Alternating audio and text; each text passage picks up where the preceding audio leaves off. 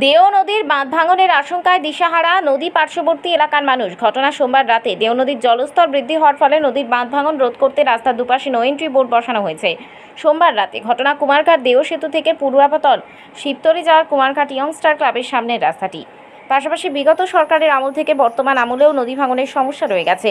এরপরে এলাকার মানুষ বলছেন, নদীর পাড়ের কাজগুলি ঠিকাদার সংস্থা যদি ভালো করে করতো তাহলে এই ভাঙন হতো না। বারবার নিম্নমানের কাজ হওয়ার ফলে এই সমস্যা বেড়ে চলেছে বলে অভিযোগ করেন এলাকাবাসী। শুনুন কি বলছেন ওনারা।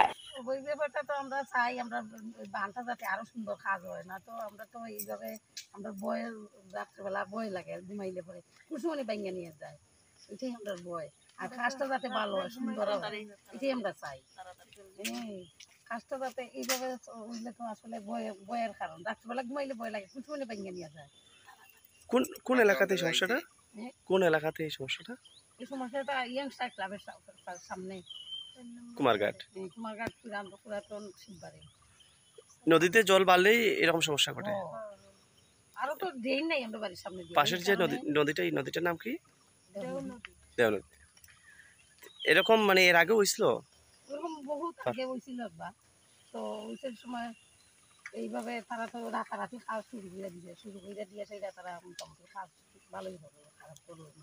দেখতেছি রাস্তার দুনো পাশে 9টি গেট ফেলানো হয়েছে, কি কারণে 9টি গেট? ওই তো মানুষের গাড়ি নিয়ে আইতো না, এই বান্ধের ক্ষতি হইতেছে এই কারণে।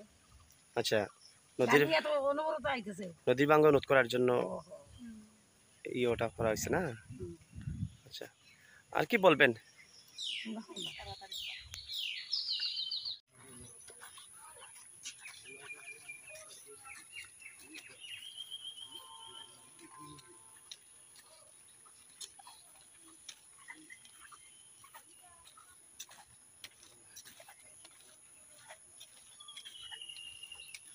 বান মারা